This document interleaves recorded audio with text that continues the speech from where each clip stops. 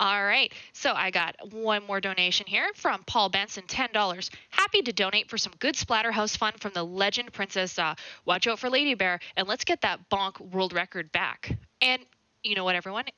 It looks like we are ready to get started. So I want to give you a quick reminder before we start that if you ever run into a talking hockey mask that makes a lot of promises, probably not a good idea. But thankfully, Princess Za can show us what to do if that ever happens. So coming up next, Splatterhouse, run by Princess Za.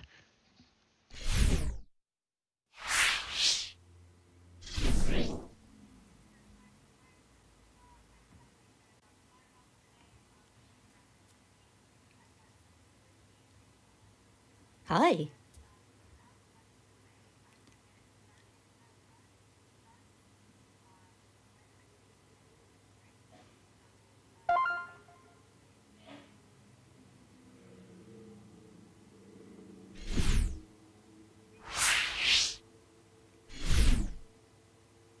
Awesome. So we the TurboGrafx 16. The main character here is Rick, who is carrying a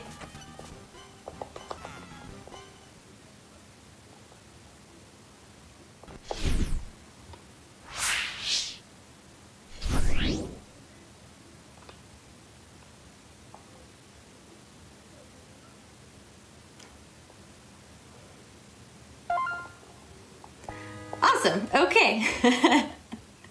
Hello everyone, I'm Princess Za. Let's do this again. I am playing Splatterhouse today on the TurboGrafx 16. This was my childhood console. I'm super excited to be showing off the game today, and I've got Soku joining me. The game will... Hello. Hi, Soku. The game will be starting when I take control of Rick, so I will do that here just now, and we'll get going.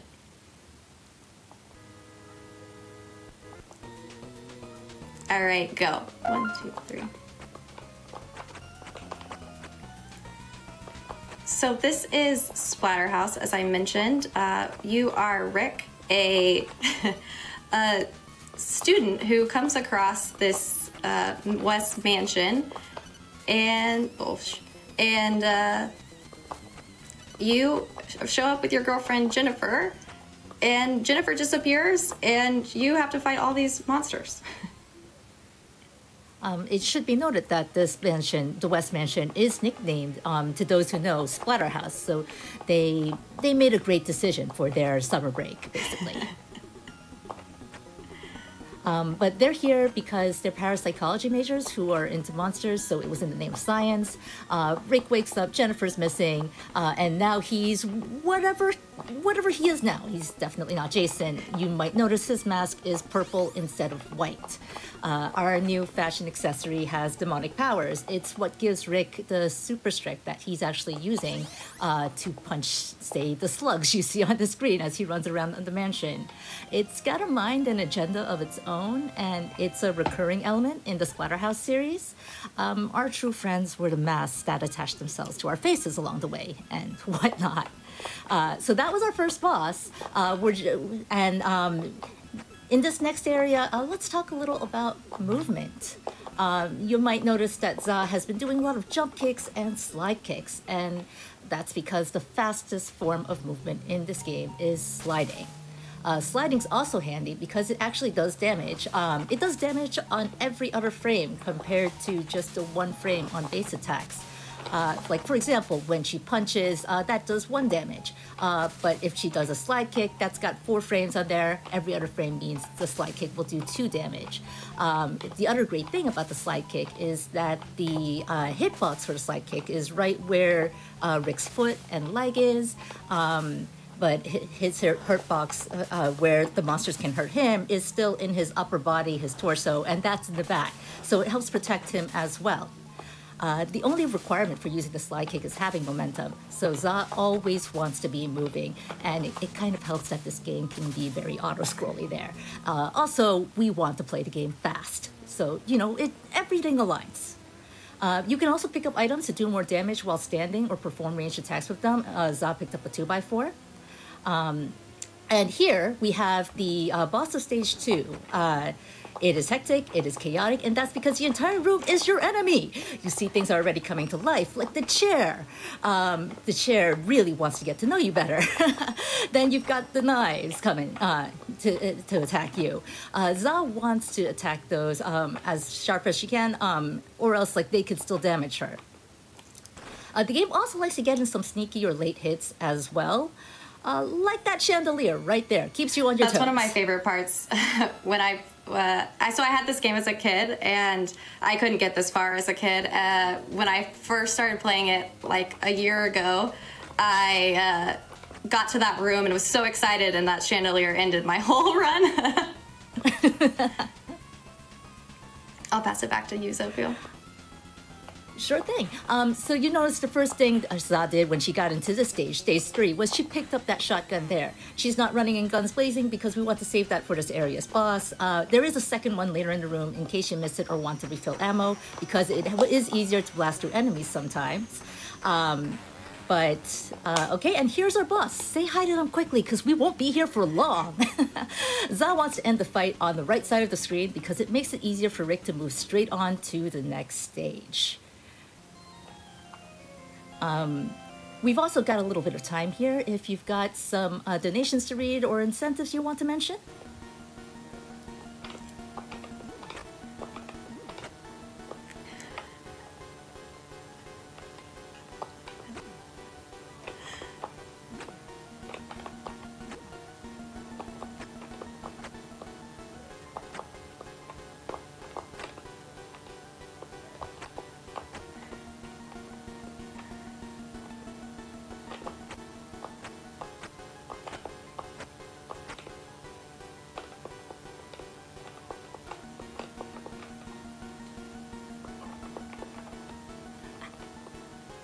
Happy early birthday. Thank you. Thank you. I didn't notice. The head of the Darnie fan club. That's amazing. Thank you, Mondello, for that early birthday wish.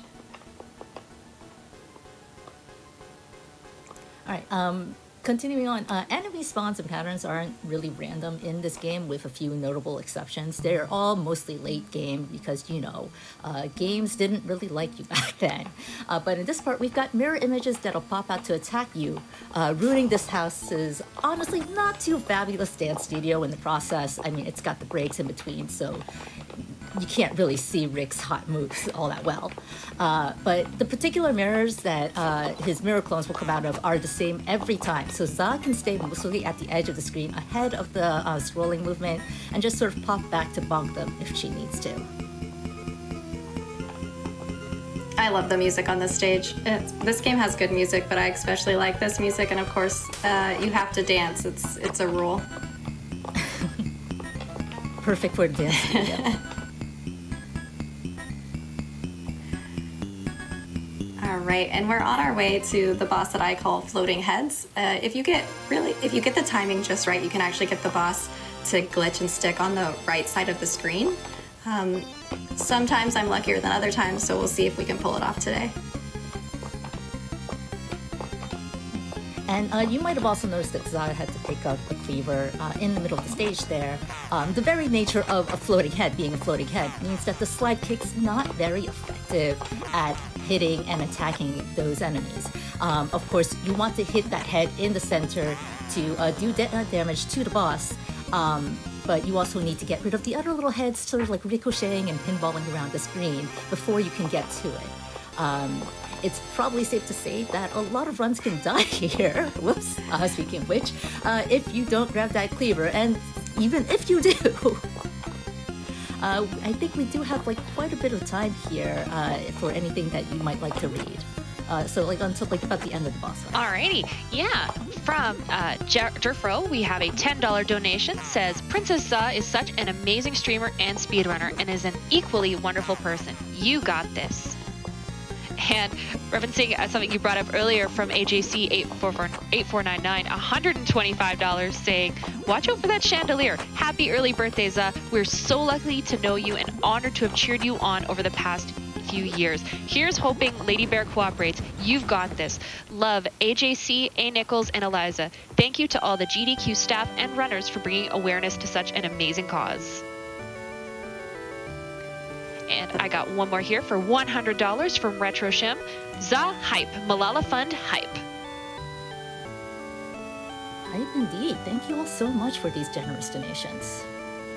This scene right here is really silly because we're just staring at nothing except for floating candles. That's because we are playing the US version of this game. In the Japanese version of the game, you would have a white mask on and there would actually be an altar here. And there's actually quite a few other differences between the US version and the Japanese version, but it's really obvious there where there's just some floating candles. And then we move on to these chairs that move at random. And so they can cause some damage, as you see. Right here, I like to say, go ahead. Sorry, I'd like to say the chairs have 4 legs and they know how to use them. Right here, we'll be closely monitoring the health. Because we need a certain amount of health to go into the next boss, it's likely that I will take an intentional death so that we can try to pull off the one cycle. But we don't want to die quite yet.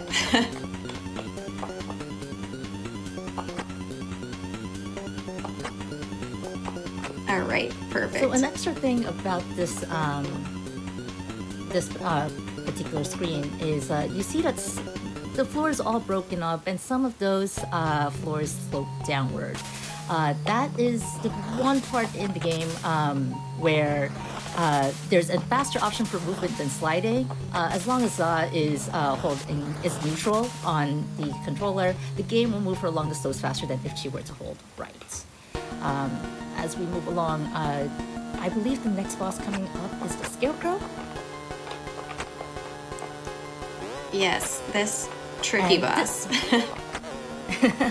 This is a tricky boss because when you play casually, and even when you play as a speedrun, it can revive any enemies, any of these skeletons, zombies, whatever you want to call them. Are they skeletons or zombies? That Za has beaten up. It also mocks you.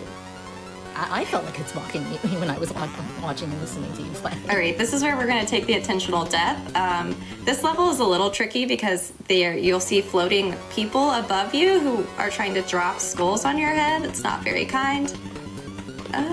Okay, good. You can knock them out of their hands so that you don't take damage. We really just need to get to the boss with 3 hearts. Obviously, the more hearts, the better. So can I ask why 3 hearts is the minimum for that boss? Knowing what's coming up the boss was kind of scary to me. I think you'd want to go in there with as many hearts as possible. So you're gonna take 2 damage. To pull off the one cycle, you have to take 2 damage. And this is Lady Bear, everyone. You'll understand why in just a second. So you need a minimum of 3 hearts because you die if you lose all your hearts. Okay, up. Oh, yes.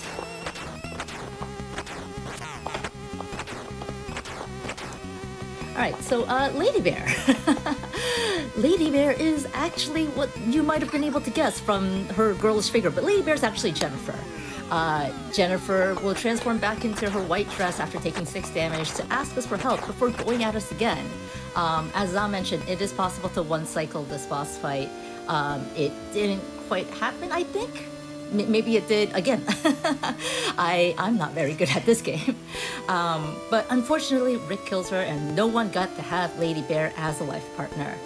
RIP. Unfortunately, not even our little alien friend, who Rick is understandably peeved at.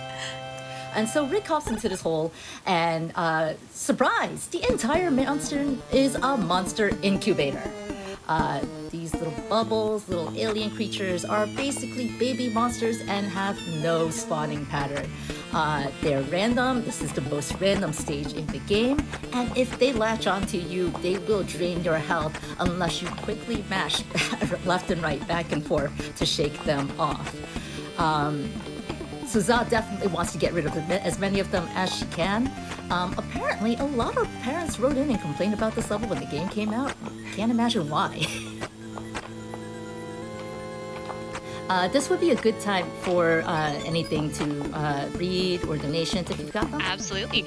From Happenstance and Retroin, I have $25. Let's go Za, punch evil bubbles, and bears in the face. from Sam the Beagle and Red. I have a donation here of $100. Hi, Mom. Red says I can't come into your office right now because you're playing a game really fast for a great cause. I don't really understand, but I'm super proud of you anyway. Red said he's proud of the constant hard work and determination you put into everything you do. Anyways, good luck on the run and tell Lady Bear not to be a Gladys. We love you. You've got time for some more. All right. From Mr. Zibab, I have $50 saying, "Hey, yo, Princess Za, good luck on the run. Save that girlfriend." And I also have a $150 donation here from Sans Seraph and Slyonyx. Best of luck on your run, Princess Za. You've done so many hours of Splatterbomb practice, and now you get to show it off for such a wonderful cause. All of us back in Moonland are so proud of you and know you're gonna crush it. Thanks to all runners, commentators, crew, donors, and viewers who make these amazing speedrunning events possible. Less than 3. Thank you so much for those. Speaking of crush, Za completely crushed that monster maker, and the house is basically dying. That's why everything is in flames. Everything is fine. These flame logs and flame men have proximity triggers, so Za wants to stop short, just to make sure, and of course jump over the logs to make sure nothing hits. And at this point, Rick has come across the grave. Rick is pissed, by the way, but Rick comes across the grave, and our demonic masked face friend decides to revive this giant monster. Apparently, its official name is Hell Chaos, but if you're Za, you call him Lasagna Face. And this is the last boss. Just letting everybody know. So apparently, the optimal strat for this boss is to slide into the boss and then link into a crouching kick to get, I believe that's 4 hits in there. Ideally, you can slide right into the boss's hitbox, and there is a hit stun moment where you can stand there and not be hurt, except you do have to worry about the giant meaty hands and the things falling down from the top of the screen. I believe I was told that these are coffee beans.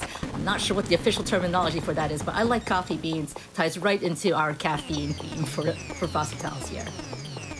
And it is about to be time.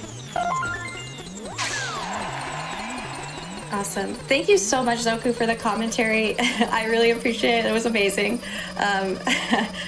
Thank you for having me. It was fun. I love getting to show off TurboGrafx 16 games, and specifically Splatterhouse, which we call Murder Bonk. The first game I ran was Bonk's Adventure. I just started running in 2020, so this was all new to me starting then. It's really fun to get a show off Splatterhouse for everyone. I wanted to thank the TurboGrafx 16 community, as well as the Moonland community, and everyone in the Splatterhouse, Zallard and Dog and Stormcrow and Steel for being really great and helping me learn the run. Thank you.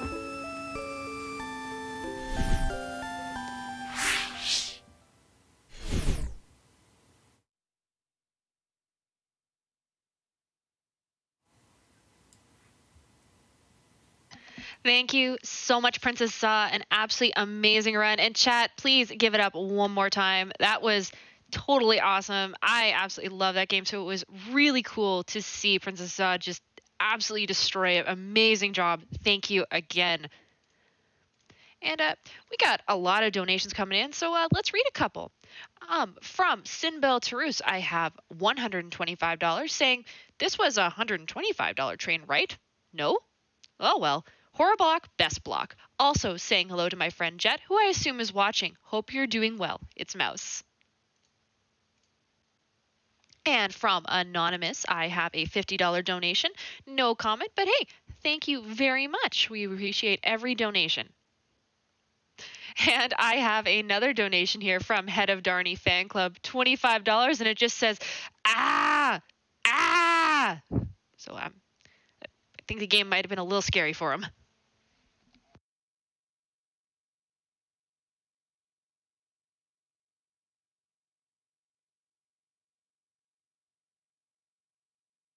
So that about does it for me today. I have had an incredible time hosting for this event. It has been an absolute pleasure having the chance to help raise money for Malala Fund, which again is an amazing charity helping out all these amazing women, amazing speedrunners. It's been a blast. And I really just want to say thank you to everyone here watching and donating, to you, chat, and to all the staff here.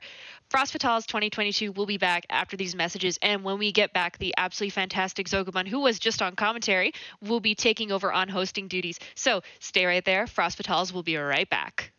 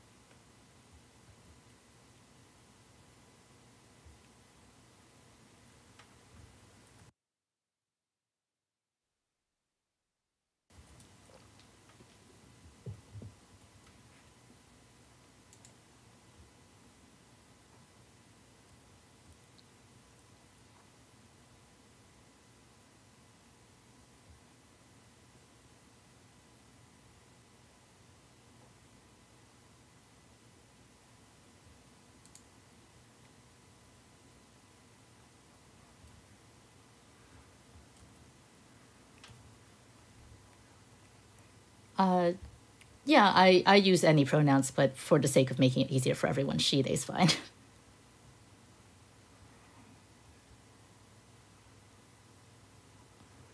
Yes, please.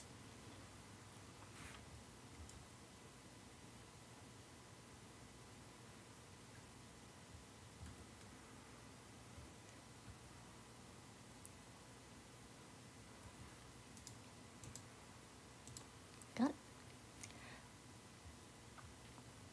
Will do. Welcome back to Frost Fatales 2022, everyone. My name's Zokubun. You probably just heard me on that amazing Splatterhouse run by Princess Za.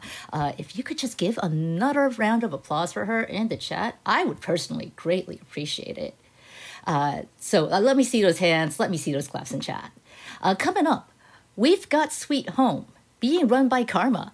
If you are not familiar with this game, you're in for an absolute treat, folks. Sweet Home is known by many in the horror community as the predecessor or the inspiration for a little-known game series called Resident Evil. You know, home, resident, close enough. We've got a bunch of naming incentives for that coming up as well. You can name the characters in our party. That would be Akiko, Asuka, Emi, Kazuo, and Taguchi, also known as Taro, Samarasi, my awesome host from just before, may have mentioned some of these names to you. Right now, Spoopy is winning for a lot of these character names. But if you want, say, Bidoof or Bidoof, or even another name of your choice, get those donations in. Make sure you select that in the incentive when you drop it down. Speaking of which, we've also got a Fatal Frame 3 incentive where you can choose to save K. Right now, that incentive is sitting at a sweet $920 out of $4,000. Fatal Frame 3 is also our last run of Spooky Night, so you've got time to get your donations in, but you better get them in if you want to see that happen. Got a couple of donations to read, speaking of which. Starting with Infinite Man's $30, donating to say, oops, all spoopy. All spoopy indeed, because that's what's winning so far for Sweet Home. But again, you can change that, chat, if that's something you want. I've got $10 here from, and I do apologize if I'm reading your name wrong, Triptych R. No comment, but thank you so much for your donation. Again, all of these donations are going to Malala Fund. Malala Fund is working for a world where all girls can learn and lead. Malala Fund advocates for resources and policy changes needed to give all girls a secondary education, invests in local education leaders, and amplifies the voices of girls fighting for change. You can learn more at malala.org. And also, hey, if you come in early, stick around for our pre-shows. We open every day with an interview for someone who works with Malala Fund. Come on in, hang out, and you get to see some awesome people doing awesome work.